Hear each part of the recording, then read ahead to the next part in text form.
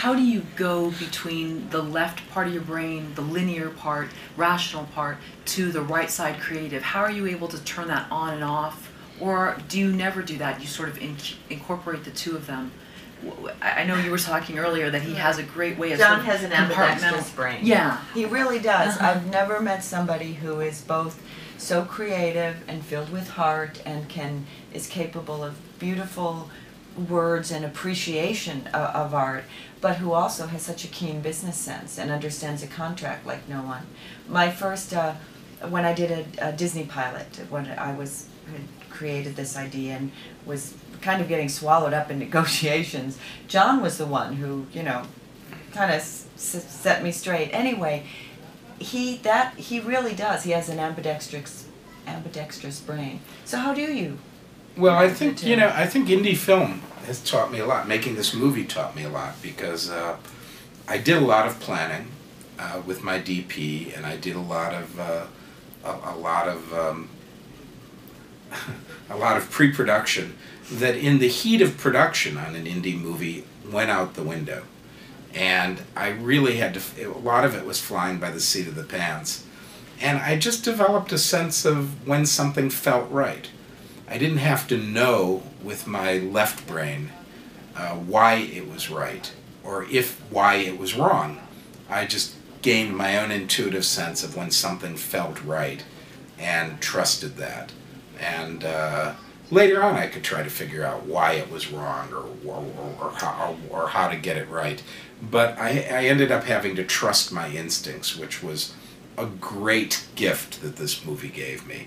I think if I'd had a bigger budgeted movie and more days and more time, I would have gone back more into my head and not been so instinctual in the making of it.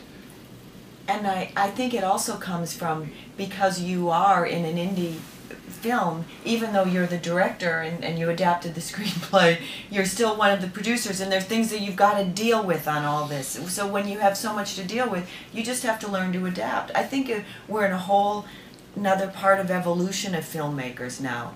It's not enough for us just to be talented and artists. We also have to be marketers and business people. You need to.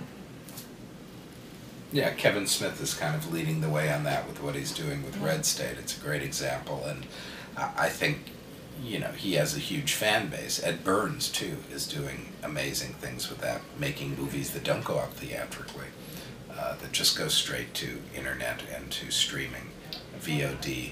And I think that's, that's both hopeful and scary, that filmmakers are going to have to develop themselves as brands in order to survive. I'm not sure how I feel about that. That's a bit of a mixed bag. The artist entrepreneur. Right. The John Simon candy bar. Well, I think you assemble a team around you. You assemble a team of like-minded, creative, talented people, and you help one another. There's just for the time I've been on Twitter, I'm amazed at how many people who don't have the fan base of a Kevin Smith or an Ed Burns, but they're doing it themselves with some success. I know Sherry Candler is somebody who helps them and has brought up some examples of people, and yeah, it's exciting stuff right now, but the days of being just an artist are gone, unless you have your entourage then who will tweet and promote and market for you. And I think what people also have to remember, I think younger filmmakers know this already intuitively, is that the old ways are gone. It's broken. That whatever is going to come next is going to, we don't know. It's terra incognita. It's an unknown world in terms of how movies are going to get out there and be consumed by people. Sometimes I think pessimistically all we're going to be left with is 3-minute videos of cats playing the piano on YouTube and $200 million movies like Avatar, and there will be nothing else because nothing else will make sense economically. But I know that isn't going to be the case. It's just how we get to the place where something between those two becomes a business again, as opposed to just a shot in the dark. It was very nice when we had DVDs and home video and cable and all of these discrete windows of exploitation, you could make movies and very easily predict how much they were going to make.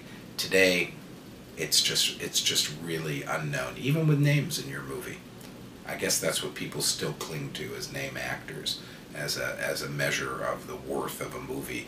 But those days are going quickly too, and it's going to be exciting to see what happens. I think Radio Free ALBEMUTH is going to be maybe one of those cutting edge movies that we may end up trying to push the boundaries of how it's marketed and who we work with, and things like sponsorship. There was a movie that our composer Robin Hitchcock, I think, was involved with, that had a premiere on YouTube sponsored by Toyota for a hefty sum that pretty much paid for the movie. I mean, that kind of model, and now we'll go out theatrically. Of course, theaters don't want to play movies that have been on the internet first. It's all a negotiation. It's all a huge negotiation, and a big wilderness that we're facing as we go into this kind of digital future of everything all at once, whenever you want it. This has been big on our plate and what we've been talking about, and more options have come up since we had a really very nice variety review this week. But when we come to a conclusion on what exactly we're going to do for Radio Free ALBEMUTH, maybe we'll come back and talk to you about that, because we're throwing up, weighing options. If you'll have us. If you'll have us, right.